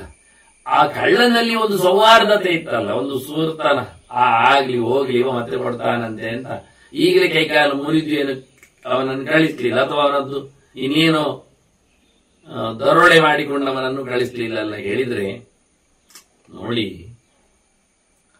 ಮತ್ತು ಸಹ ದುಡ್ಡು ಕೊಡುವುದು ಬೇಡ ಅವರಿಗೆ ಅಂತ ಹೇಳ್ತಾರೆ ಭೀಷ್ಮರು. ಅದು ಸುಳ್ಳು ಆಗುವುದೇ ಇಲ್ಲ ಕೊನೆಗೂ. ನಚ ತೇಭ್ಯ ಧನಂದದ್ಯಾತ್ ಶಕ್ಯೇ ಸತಿ ಕಥಂಚನ. ದುಡ್ಡು ಕೊಡ್ಲಿಕ್ಕೆ ಆಗಿದ್ರು ದುಡ್ಡು ಕೊಡುವುದು ಬೇಡ, ಯಾಕೆಂದ್ರೆ ಪಾಪೇಭ್ಯೋ ಈ ಧನಂದತ್ತಂ ದಾತಾರಮಪಿ ಪೀಡೆಯೇತ್. ಕೆಟ್ಟವರಿಗೆ ಒಂದೊಮ್ಮೆ ನೀವು ದುಡ್ಡು ಕೊಟ್ರೆ ಏನಾಗ್ತದೆ? ಕಳ್ಳರಿಗೆ ಕೇಳಿದ್ರೆ ಕಳ್ಳರು ಇನ್ನೂ ಚಂದವಾದ ಆಯುಧ ತಗೊಳ್ತಾರೆ, ಹೊಡಿಲಿಕ್ಕೆ ನೋಡುತ್ತಾರೆ, ಬಡಿಲಿಕ್ಕೆ ನೋಡುತ್ತಾರೆ, ಇನ್ನೊಬ್ಬರನ್ನು ಹಿಂಸಿಸಿ ಮತ್ತಷ್ಟು ದುಡ್ಡನ್ನು ಒಳಗೆ ಹಾಕ್ತಾರೆ. ಇದರಿಂದ ಏನಾಯ್ತು? ದುಡ್ಡು ಕೊಟ್ಟದ್ದರಿಂದ ಅವರಿಗೆ ಕೆಟ್ಟ ಕೆಲಸ ಮಾಡಲಿಕ್ಕೆ ನಾವು ಪರವಾನಿಗೆ ಕೊಟ್ಟಾಗ, ಅಷ್ಟೇ ಅಲ್ಲದೆ ಇಂಥದ್ದೊಂದು ಮಾಡಲಿಕ್ಕೆ ಬರುತ್ತೆ ಅಂತ ಹೇಳಿಕೊಟ್ಟಾಗ, ಇದರಿಂದ ಮಗದೊಬ್ಬರನ್ನು ಹಾಗೇ ಲೂಟಿ ಮಾಡ್ತಾರೆ. ಮತ್ತೆ ಪುನಃ ದೋಚುತ್ತಾರೆ, ಅವರಿಂದ ಶಪಥ ಮಾಡಿಸ್ತಾರೆ, ತರಲಿಕ್ಕೆ ಹೇಳುತ್ತಾರೆ, ಹಿಡಿತಾರೆ, ಬೆಳಿತಾರೆ. ಅದರಿಂದ ಕಳ್ಳ ಕಾಕರಿಗೆ, ದರೋಡೆಕೋರರಿಗೆ ಕೊಡ್ತೇನೆ ಹೇಳಿದ್ರು, ನಿನಗೆ ಕೊಡ್ಲಿಕ್ಕೆ ಬರ್ತದೆ ಅಂತಾದ್ರು ಕೊಡುವುದು ಬೇಡ ಮಾರಾಯ ಅಂತಾರೆ. ಕೊಟ್ರೆ ಏನಾಗುತ್ತೆ? ಕೊಟ್ರೆ ಅವರು ಮಾಡಿದ ಹಾಳು ಕೆಲಸಕ್ಕೆ ಇವನು ಭಾಗಿಯಾಗ್ತಾನೆ. ಇವನ ದುಡ್ಡಿನಿಂದ ಅವರು ಮಂಡೆ ಹೊಡೆದದ್ದರಿಂದ ಇವನಿಗೆ ಪಾಪ ಬರ್ತದೆ. ಆದ್ರಿಂದ ಹಾಳು ಜನರಿಗೆ ಸಹಾಯ ಮಾಡಬೇಡಿ ಹೇಳ್ತಾರೆ. ಹೇಳಲಿ, ಕೇಳಲಿ, ಬೇಡಲಿ, ಕಾಡಲಿ, ಆದ್ರೆ ಹಾಳು ಉದ್ದೇಶಗಳಿಗೆ ಬಳಸುವ ಹಾಳು ಮಂದಿಗಳಿಗೆ ಎಂದೂ ಸಹ ನೀವು ದಾನ ಮಾಡುವುದರಲ್ಲಿ ಅರ್ಥ ಇಲ್ಲ ಅಂತ ಭೀಷ್ಮ ಹೇಳ್ತಾರೆ. ಇದನ್ನೇ ಕೃಷ್ಣ ದಾನ ಚಿಂತನೆ ಹೇಳುವಾಗ ಸಾತ್ವಿಕ, ರಾಜಸ, ತಾಮಸ ಅಂತ ಹೇಳಿ ಅದರ ವಿಭಾಗಗಳನ್ನು ಗುರುತಿಸಿದ. ತಾಮಸ ದಾನಕ್ಕೆ ದಾನದ ಚೌಕಟ್ಟೆ ಸಿಗುವುದಿಲ್ಲ ಆ ಲೆಕ್ಕಾಚಾರದಲ್ಲಿ. ಒಬ್ಬ ಹುಡುಗ ಬಂದು ನಮ್ಮ ಹತ್ರ ಕೇಳಿದ, ಹೇಳಿ ಆ ನಾಗರ ಪಂಚಮಿಯೋ ಅಥವಾ ಹಬ್ಬದ ದಿನವೋ ಅಂತ ಹೇಳಿ, ಅಥವಾ ಸ್ವತಂತ್ರ ದಿನ ಅಂತ ಹೇಳಿಕೊಂಡು ಅವನಿಗೊಂದು 100 ರೂಪಾಯಿ ಕೊಟ್ರೆ ಅವ ಸೀದ ಹೋಗಿ ಉಳಿದು ಮನೆ ಮಂದಿಗೆ ಮಡಿದು ದಾರಿಯಲ್ಲಿರತಕ್ಕ ಕೆಲವೆಲ್ಲ ಸಾರ್ವಜನಿಕ ಸ್ವತ್ತುಗಳಿಗೆ ಕಲ್ಲೆಸೆದು ಲೂಟಿ ಮಾಡಿ ಹೋಗಿ ಸಾಮಾಜಿಕವಾದ ಶಾಂತಿ ಇದಕ್ಕೆಲ್ಲ ವಿರೋಧ ಏನು ಮಾಡಿದ, ಇದರ ಪಾಪಕ್ಕೆ, ನಷ್ಟಕ್ಕೆ ಯಾರು ಪಾತ್ರನಾಗ್ತಾನೆ? ನಾನು ಗೊತ್ತಿಲ್ಲ ಹೇಳಲಿಕ್ಕಿಲ್ಲ. ನೀವು ಅವನು ಕುಡಿತಾನೆ ಗೊತ್ತಿಲ್ಲ, ನಾನು ಕೊಟ್ಟದ್ರಲ್ಲಿ ಕುಡಿದದ್ದಲ್ಲವ, ಅವ ಬೇರೆ ನೋಟಲ್ಲಿ ಕುಡಿದಿದ್ದಾನೆ, ಅದೆಲ್ಲ ಪ್ರಶ್ನೆ ಇಲ್ಲ. ಹಾಗಾಗಿ ಅಂತವರಿಗೆ ಸಹಾಯ ಮಾಡಬೇಡಿ, ನೆನಪಿಟ್ಟುಕೊಳ್ಳಿ ಅಂತ, ತಿಳ್ಕೊಳ್ಳಿ ಅಂತ ಭೀಷ್ಮರು ಹೇಳ್ತಾರೆ. ಕೊಟ್ಟವನಿಗೆ ಪೆಟ್ಟು ಬೀಳುತ್ತದೆ, ಅದರಿಂದ ಕೊಡುವಾಗ ಪಾತ್ರವನ್ನು ಗಮನಿಸು. ಅಕ್ಷಯೋಸೌ ವರ್ಧಯೇಚ್ಛೇತ್ ಕುರ್ಯಾದೇವ ಅವಿಚಾರಯನ್. ಅಲ್ಲ, ದುಡ್ಡು ಕೊಡುವುದರಿಂದ ಅವನು ಬದುಕ್ತಾನೆ, ಆದ್ರೆ ಇಲ್ಲಾಂದ್ರೆ ಮಂಡೆ ಹೊಡಿತಾನೆ ಹೇಳಿದ್ದಾನೆ ಮಾರ್ರೆ, ತಲೆ ಕಡಿತಾನೆ ಅಂತ ಹೇಳಿದ್ದಾನೆ. ಆಯ್ತು ಮಾರ್ರೆ, ಕೊಡಿ. ಅಂತ ಸಂದರ್ಭದಲ್ಲಿ ಕಳ್ಳಕಾಕರಿಗೆ ದುಡ್ಡು ಕೊಟ್ಟರು ಇವನಿಗೆ ಪುಣ್ಯವೇ ಬರ್ತದೆ. ಆಯ್ತಾ? ನೋಡಿ, ಕೊಡಬೇಡಿ, ಕೊಡದೇ ಇದ್ರಿಂದಲೇ ಒಳ್ಳೇದು ಅಂತ ಹೇಳಿದವರು ಭೀಷ್ಮರು. ಕೊಟ್ರೂ ಪುಣ್ಯ ಬರ್ತದೆ ಹೇಳ್ತಾರೆ. ಯಾವಾಗ? ಇವ ಸಾಯ್ತಾನೆ ಅಂತಾದ್ರೆ, ಕಡಿತಾನೆ ಅಂತಾದ್ರು, ಕುತ್ತಿಗೆ ಕೈಯಲ್ಲಿ ಕತ್ತಿ ಹಿಡ್ಕೊಂಡೇ ಕೇಳ್ತಾ ಇದ್ದಾರೆ ಅಂತಾದ್ರೆ, ಆಯ್ತಾ? ಅವ್ರು ಏನ್ ಬೇಕಾದ್ರೆ ಅವ್ರು ಮಾಡಿದ ಅನ್ಯಾಯಕ್ಕೆ ಪಾತ್ರ ಆಗುದಿಲ್ಲ. ಈಗ ಆಗುವುದಿಲ್ಲ ನೋಡಿ. ಈಗ ಧರ್ಮ ಹೇಗೆ ಹೇಳುವ ಸೂಕ್ಷ್ಮ ನೋಡಿ. ಮೊದಲು ಹೇಳಿದ ಇಷ್ಟು ಉದ್ದವನ್ನು ಕುಡಿದು ಕಟ್ಟು ಮಾಡಿದ್ದು ಕತ್ತರಿಸಿದ್ದೆಲ್ಲ ಇವನಿಗೆ ಪಾಪ ಬರ್ತದೆ. ಈಗ ಹೇಳ್ತೀರಿ ಪಾಪ ಬರುವುದಿಲ್ಲ, ಪುಣ್ಯ ಬರ್ತದೆ. ಯಾಕೆ? ಇವ್ರು ಬದುಕೊಂಡಲ್ಲ. ಆದ್ರಿಂದ ಸಾವಿನವರೆಗೆ ನೀವು ಹೋದಾಗ ಮಗದೊಬ್ಬರಿಗೆ ಸುಳ್ಳಿಗಾಗಲಿ ಅನ್ಯಾಯಕ್ಕಾಗಲಿ ದುಡ್ಡು ಎಸೆಯುವುದರೆ ಅದು ಪುಣ್ಯವೇ, ತಪ್ಪಲ್ಲ. ಅಬುದ್ಧ್ವಾನುಸರೇ ದೋಷಂ, ಇದರಿಂದ ದೋಷ ಉಂಟು ಅಂತ ತಲೆಯಲ್ಲಿ ಹಾಕಿಕೊಳ್ಳದೇನೆ ಕೆಲಸವನ್ನು ಮುಂದುವರಿಸಿ ದುಡ್ಡು ಕೊಟ್ಟು ಬಿಡಿ. ಶ್ರೇಯಸ್ತಚ್ಚ ಅಂತ ತಂಬಬೇಕು. ಅವನು ಮಾಡಿದ ಸುಳ್ಳು, ಅಧರ್ಮ, ಅನ್ಯಾಯ ಅವನಿಗೆ ಒಳ್ಳೆಯದೇ ಆಗ್ತದೆ. ಅವನು ಹಾಳು ಮಾಡುವವರಿಗೆ ದುಡ್ಡು ಕೊಟ್ಟದ್ರಿಂದ ಅನ್ಯಾಯಗಾರನಾಗ್ತಾನೆ. ಅವ್ರು ಮಾಡುವ ತಪ್ಪು ಕೆಲಸದಲ್ಲಿ ಭಾಗಿ ಇವನು ಅನಿಸಿಕೊಂಡು ಅಧರ್ಮಿ ಅನಿಸ್ತಾನೆ. ಆಗುವುದಿಲ್ಲ ಅಂತ ವಿಶ್ವ. ಪ್ರಾಣಕ್ಕೆ ಕುತ್ತು ಬಂದಾಗ, ತನವನ್ನೇ ತಾನು ಕಳ್ಕೊಳ್ಳುತ್ತೇನೆ ಅಂದಾಗ, ಮನೆಗೆ ಬೆಂಕಿ ಆಗ್ತೇನೆಂದು ಓಡಿ ಬಂದರೆ ಅವನು ದುಡ್ಡು ಕೊಟ್ಟು ಕಳಿಸು, ಪರವಾಗಿಲ್ಲ, ನಿನಗೆ ಪುಣ್ಯವೇ ಬರುತ್ತೆ ಅಂತ. ಸ್ವಶರೀರ ಉಪರೋಧೇನ ಧರ್ಮ ಅದಾತು ಮಿಚ್ಛತಃ ಸತ್ಯ ಪ್ರತಿಪತ್ಯರ್ಥಮೆ ಬ್ರೂಯು ಸಾಕ್ಷಿಣಃ ಕ್ವಚಿತ್. ಒಂದೊಮ್ಮೆ ಯಾರಾದ್ರೂ ತನ್ನದೇ ನಾಶ ಆಗುತ್ತೆ ಅಂದಾಗ ಸುತ್ತಮುತ್ತಲವರು ಹೇಳಿಬಿಡ್ತಾರೆ, ಇಲ್ಲ ಮಾರೆ, ಅವನ ಹತ್ರ ದುಡ್ಡು ಇಲ್ಲ, ಅವನ ಹತ್ರ ಯಾವುದೂ ಇಲ್ಲ, ಅದವನಲ್ಲ ಹೇಳಿ ಒಂದೊಮ್ಮೆ ಉಳಿದವರು ಸುಳ್ಳು ಹೇಳಿದರೆ ಅದು ಸುಳ್ಳಲ್ಲ, ಅದು ಸತ್ಯ, ಅದು ಪಾಪ ಅಲ್ಲ, ಅದು ಒಳ್ಳೇದು ಅಂತ. ಸಾಕ್ಷಿಗಳಿಗೂ ತೊಂದರೆ ಬರುದು. ಅವನು 10 ಜನರಲ್ಲಿ ಕೇಳ್ತಾನೆ, ಸುತ್ತಮುತ್ತಲಲ್ಲಿ ಕೇಳ್ತಾನೆ, ಇವರು ವ್ಯಾಪಾರಿಗಳಲ್ವಾ, ದುಡ್ಡಿರೋ ಇರುತ್ತೆ, ಇಲ್ಲ ಅಂತಾರೆ ಅವರು. ಯಾರಲ್ಲಪ್ಪ ಅವನು, ನೀನು ತಿಳಿದುಕೊಂಡವನೇ ಅಲ್ಲ ಅವನು. ಹೀಗೆ ಅವನ ಬಗ್ಗೆ ಸುಳ್ಳು ಹೇಳಿಕೊಂಡದ್ದರೂ ಸಾಕ್ಷಿಗಳಿಗೂ ಅನರ್ಥ ಇಲ್ಲ. ಸಾಕ್ಷಿಗಳು ಸುಳ್ಳು ಹೇಳಿದವರಾಗುವುದಿಲ್ಲ, ಅದು ಸತ್ಯವೇ. ಅವ್ರು ಹೇಳಬೇಕು. ಅನುತ್ವಾದತ್ವಾಚ್ಯಂ ಸರ್ವೇ ಅನುತವಾದಿನ. ಅವರೊಂದೊಮ್ಮೆ ಸುಳ್ಳು ಹೇಳದಿದ್ದರೆ ಅವರು ಸುಳ್ಳುಗಾರರು ಆಗ್ತಾರೆ. ನೋಡಿ, ಇದು ಚಿತ್ರ. ಅವ್ರು ಹೇಳಿದ್ದು ಸುಳ್ಳು, ಇವನಲ್ಲಿ ದುಡ್ಡಿಲ್ಲ, ಇವನ್ ನೀನ್ ತಿಳಿದವನಂತೆ ಅಲ್ಲ, ಇವನಿಗೆ ಕೊಡ್ಲಿಕ್ಕೆ ಬರುವುದಿಲ್ಲ, ಅವನನ್ನು ಬಿಟ್ಟು ಬಿಡಿ ಎಂದು ಉಳಿದವರಿಗೆ ಹೇಳಿಕೊಂಡಿದ್ದಾರೆ. ಅವ್ರು ಹೇಳಿದ್ದು ಸುಳ್ಳು, ಆದರೂ ಅದು ಸತ್ಯ. ಅವರೊಂದೊಮ್ಮೆ ಹೇಳದೆ ಹೋದ್ರೆ, ಸಾಕ್ಷಿಯಾಗಿ ಅವರು ಕೇಳಿಕೊಂಡಾಗ ಅವ್ರು ಬಾಯಿ ಮುಚ್ಚಿ ಕೂತ್ರೆ, ಅಥವಾ ಇಲ್ಲ ಅವನಲ್ಲಿ ಸಂಪತ್ತನ್ನು ಹೇಳಿಬಿಟ್ರೆ ಅವರು ಮೋಸಗಾರರಾಗ್ತಾರೆ, ಸುಳ್ಳು ಹೇಳಿದವರಾಗ್ತಾರೆ. ಈಗ ಸುಳ್ಳು ಹೇಳಿದವರಾಗ್ತಾರೆ. ಆದ್ರಿಂದ ಕೃಷ್ಣ ಬಹಳ ಚೆನ್ನಾಗಿ ಅದನ್ನು ಉಲ್ಲೇಖ ಮಾಡಿದ್ದ, ಹೇಳಿಕೊಟ್ಟ. ಸತಾಮಿತಮತ್ತೆ ಅಂತ ಸತ್ಯಮಿತಿ ಗೀಯತೆ ನಾವು ಕೇಳಿರಬಹುದು. ಧರ್ಮರಾಜನಿಗೆ ಇದೇನು ಹೊಸತಲ್ಲ ಸಂಗತಿ, ಇದಾದ ಘಟನೆ. ಗಾಂಡೀವ ಕೊಡು ಅಂತ ಹೇಳಿದ್ದಕ್ಕೆ ಗಲಾಟೆ ಆಯಿತು ಶಿಬಿರದಲ್ಲಿ ಕರ್ಣಾವಸಾನಕ್ಕಿಂತ ಮೊದಲು. ಆಗ ಅರ್ಜುನ ಕತ್ತಿ ಹಿಡಿದು ಹೊರಡಲಿಕ್ಕೆ ಬೇರೆ ಬಂದಿದ್ದ ಧರ್ಮಜನನ್ನು. ಮುಂದೆ ತನ್ನ ಕತ್ತನ್ನು ಕತ್ತರಿಸಿಕೊಳ್ಳಿಕ್ಕೂ ಹೋಗಿದಾಗ ಕೃಷ್ಣ ಎಲ್ಲ ಹೇಳ್ತಾನೆ, ಸತ್ಯ ಅಂದ್ರೆ ಏನಪ್ಪ, ಒಳ್ಳೆಯವರಿಗೆ ಒಳ್ಳೆದಾಗುವಂತೆ ಇರುವಂತದ್ದೇ ಸತ್ಯ ಹೊರತು ನಾನು ಶಪಥ ಮಾಡಿದ್ದೇನೆ, ನನಗೆ ಪ್ರತಿಜ್ಞೆ ಉಂಟು, ಹೀಗೆ ಹಾಗೆ ಅಂತ ಹಾರುವುದರಲ್ಲಿ ಅರ್ಥ ಇಲ್ಲ. ಅದನ್ನು ಬದಲಿಸಲಿಕ್ಕೆ ಬರ್ತದೆ. ಹೌದಾ? ನಾನು ಗಾಂಡಿವ ಕೂಡ ಹೇಳಿದ್ದನ್ನು ಕೊಲ್ಲಿಕ್ಕೆ ಉಂಟಲ್ಲ, ಈಗ ಧರ್ಮರಾಜನ ಕೊಲ್ಲಿಕ್ಕೆ ಬಂದ್ರಲ್ಲ, ನನ್ನ ಮಾತು ಉಳಿಬೇಕಲ್ಲ.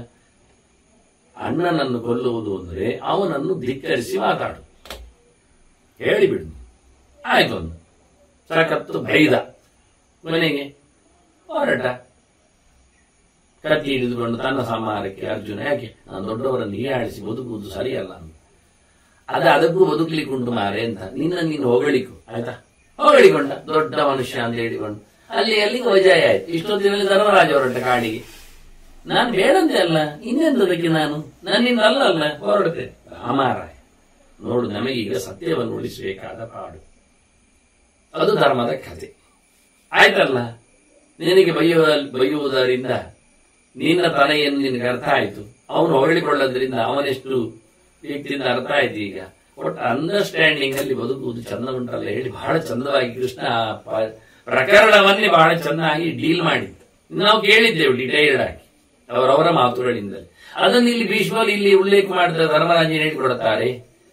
ಸುಳ್ಳು ಸತ್ಯ ಆಗ್ತದಲ್ಲ ನೋಡು, ಸತ್ಯ ಸುಳ್ಳಾಗ್ತದಲ್ಲ. ಅವರು ಸುಳ್ಳನ್ನು ಹೇಳದೇ ಇದ್ರೆ ಅವರು ಸುಳ್ಳುಗಾರರು. ನೋಡಿ, ಸುಳ್ಳು ಹೇಳದಿದ್ರೆ ಸುಳ್ಳುಗಾರರು, ಸತ್ಯ ಹೇಳಿದರೆ ಅವರು ಸುಳ್ಳುಗಾರರಾಗ್ತಾರೆ. ಇವನಲ್ಲಿ ಸಂಪತ್ತುಂಟು ಹೇಳಿದರೆ ಅನ್ಯಾಯಗಾರರಾಗ್ತಾರೆ. ಪ್ರಾಣಾತಿ ವಿವಾಹೇಚ ವಕ್ತವ್ಯ ಮನತಂ ಭವೇತ್. ನೋಡಿ, ಇದೇ ಸಿಕ್ಕಿ ಬಿದ್ದದ್ದು ಕತೆ. ಸಾಯ್ತಾನೆ ಅಂದಾಗ, ಅಂತ ಪ್ರಕರಣ ಬರ್ತದೆ ಅಂದಾಗ ಸತ್ಯವನ್ನು ಬದುಕಿಸಬೇಕಾಗಿಲ್ಲ, ಸುಳ್ಳು ಹೇಳಲಿಕ್ಕೆ ಬರ್ತದೆ. ಏನ್ ಸಮಸ್ಯೆ? ದಶರಥನಿಗೆ ಮಾಡಬಹುದಿದ್ದಾಗ ಪ್ರಾಣಾತಿಯವನಿಗೆ ಅವನು ಶಾಪದಲ್ಲಿ ಕೇಳಿದ್ದನ್ನು ಮತ್ತೆ ಕೌಶಲ್ಯಕ್ಕೆ ಹೇಳುತ್ತಾನೆ. ಅದನ್ನು ಕೈಗೆ ಕೇಳಿದಾಗ ಆಗುವುದಿಲ್ಲ, ಕೊಡುವುದಿಲ್ಲ, ನೀನು ಹೇಳಿದ್ದನ್ನು ನಡೆಸಿಕೊಡುವುದಿಲ್ಲ. ಯಾಕೆಂದ್ರೆ ನಾನು ಸಾಯ್ತೇನೆ ಮತ್ತೆ ಅದರಿಂದ ಸಂಕಟದಿಂದ. ಸಾವು ಬರುವುದಾದ್ರೆ ಮನುಷ್ಯ ಸುಳ್ಳು ಹೇಳಬಹುದು. ನೋಡಿ, ಮತ್ತೊಂದು ಮದುವೆಯಲ್ಲಿ ಹೇಳಿಬಿಟ್ರು. ಮದುವೆಯಲ್ಲಿ ಅಂದ್ರೆ 100ಕ್ಕೆ 100 ಮದುವೆಯಲ್ಲಿ ಯಾವುದೇ ರೀತಿಯಾದ ಕೆಲಸವನ್ನು ಮಾಡಲಿಕ್ಕೆ ಬರುವುದಿಲ್ಲ. ಅವನಿಗೆ ಕೆಲಸ ಉಂಟಪ್ಪ, ಹುಡುಗನಿಗೆ ಕೆಲಸ ಉಂಟು, ಎಷ್ಟು ಸಾವಿರ ಸಂಬಳ ಉಂಟು? ಒಂದು 50,000 ಉಂಟಪ್ಪ, ಹೇಳಿಬಿಡುದು. 50 ಇಲ್ಲ 40 ಇರುದು, ಬೇಕಾದ್ರೆ 30 ಇರುದು. ಆದ್ರೆ ಆಗ್ತದೆ ಮುಂದೆ 50 ಆಗಬಹುದು. ಈಗ ಗಾಳಿ 50 ಇಲ್ಲ 30 ಉಂಟು ಹೇಳಿಕೊಂಡು ಹುಡುಗಿ ಸಿಗದೆ ಹೋಗುವುದಕ್ಕಿಂತ ಸ್ವಲ್ಪ ಜಾಸ್ತಿ ಸಂಬಳ ಉಂಟು ಅಂತ ಹೇಳಿ ಮತ್ತೆ ಪ್ರಯತ್ನ ಪಟ್ಟು ಸರಿ ಮಾಡ್ಲಿಕ್ಕೆ ಆಗ್ತದೆ. ಕೆಲವೊಮ್ಮೆ ಎಷ್ಟು ಎಕರೆ ಜಾಗ? 4 ಎಕರೆ, 4 ಅಲ್ಲ, ಅಲ್ಲಿ 2.5 ಎಕರೆ ಇರುವುದು. ಅದನ್ನು ನೋಡುವಾಗ ದೊಡ್ಡ ಮಟ್ಟಿನಲ್ಲಿ 4 ಎಕರೆ ಹೇಳಿದ್ರೆ ಇನ್ನು 3 ಎಕರೆ ಹುಡುಗನನ್ನು ಹುಡುಕುವುದಕ್ಕಿಂತ ಇಲ್ಲಿ ಕೂತ್ಕೊಳ್ಬಹುದಲ್ಲ. ಹೀಗೆಲ್ಲ ಕೆಲವೊಮ್ಮೆ ಬಹಳ ಸಣ್ಣ ಮಟ್ಟಿನ ಸುಳ್ಳಿನಲ್ಲಿ ದೊಡ್ಡ ಸಂಗತಿಯಲ್ಲಿ ಮದುವೆಯಲ್ಲಿ ಸುಳ್ಳು ಅಂತ ಹೇಳಿಕೊಂಡು ಸಾಯ್ತಾರೆ.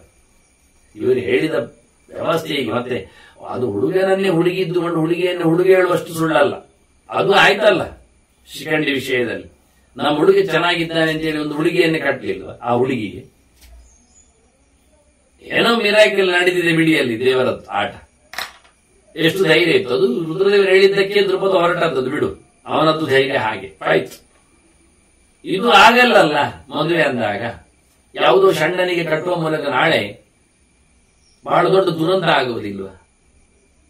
ಹಾಗಾಗಿ ಎಲ್ಲ ದೊಡ್ಡ ಮಟ್ಟಿನದ್ದಲ್ಲ, ಸಣ್ಣ ಮಟ್ಟಿನದ್ದೆಲ್ಲ ಹೇಳಿ ನಡೆಸಲಿಕ್ಕೆ ಬರುತ್ತೆ, ತಪ್ಪಿಸ್ಲಿಕ್ಕೆ ಆಗುತ್ತೆ.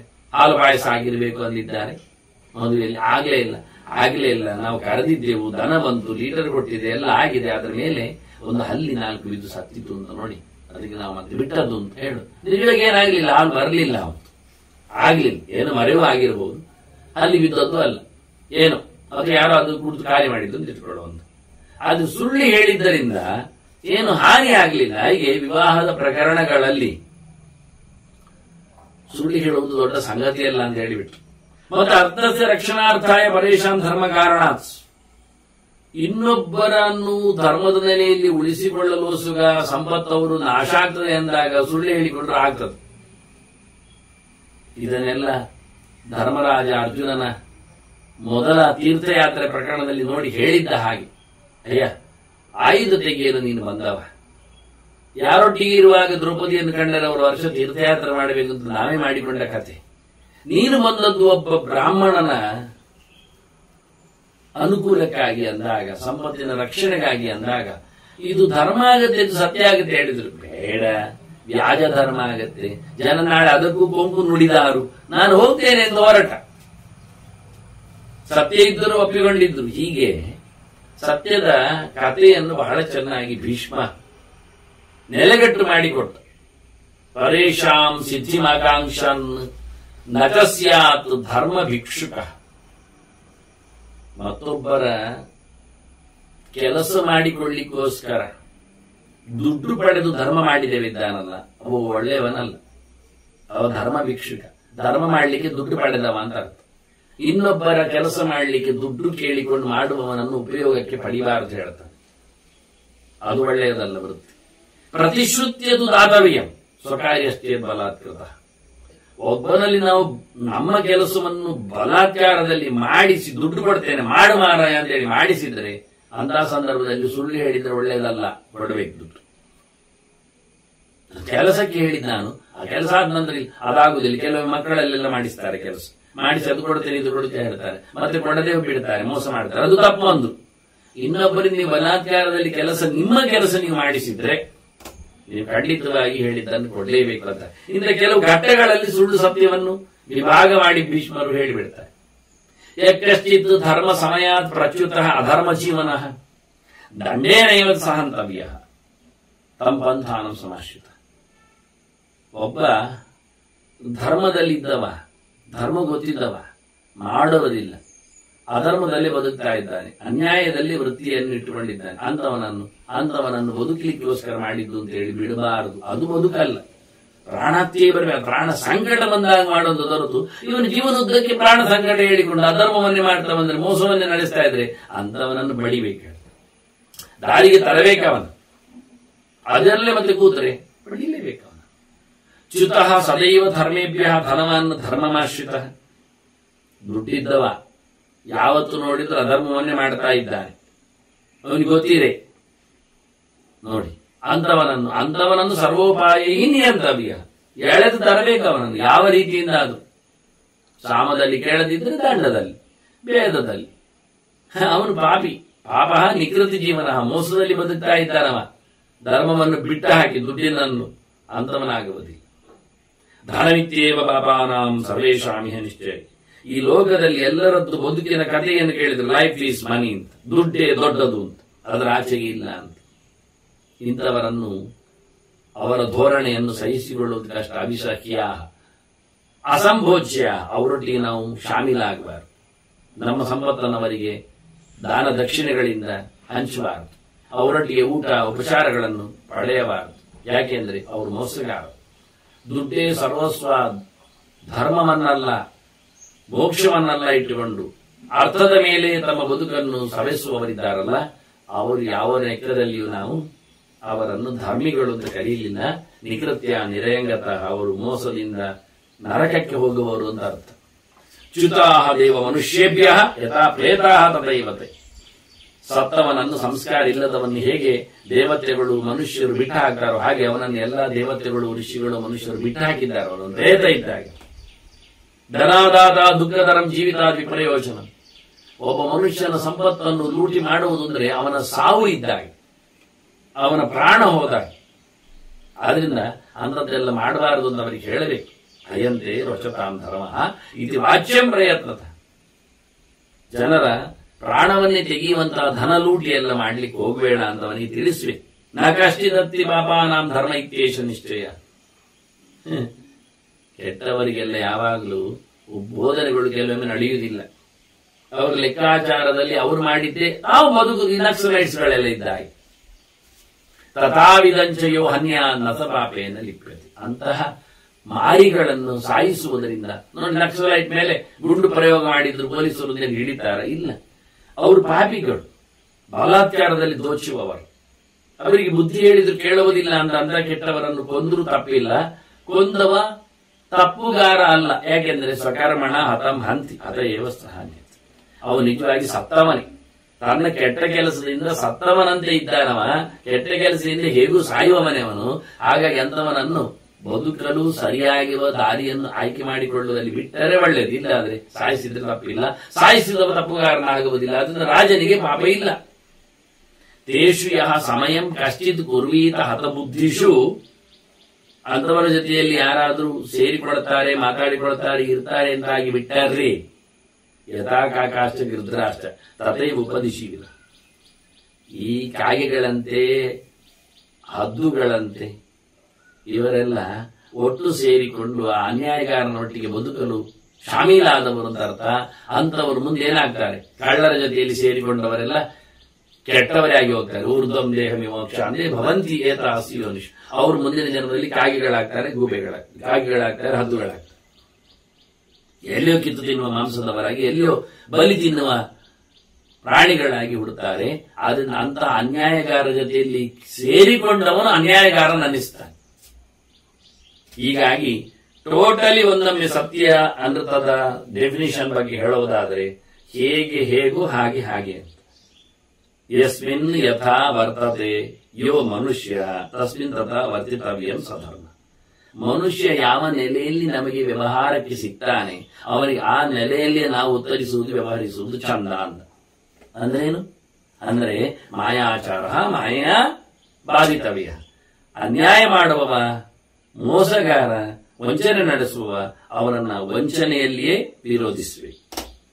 ಅವನನ್ನು ಸಾಚ ಅಲ್ಲ, ಅವನನ್ನು ಹಾಗೆ ಮೋಸದಲ್ಲಿಯೇ ಹಿಡಿಸಿ ಹಾಕಬೇಕು.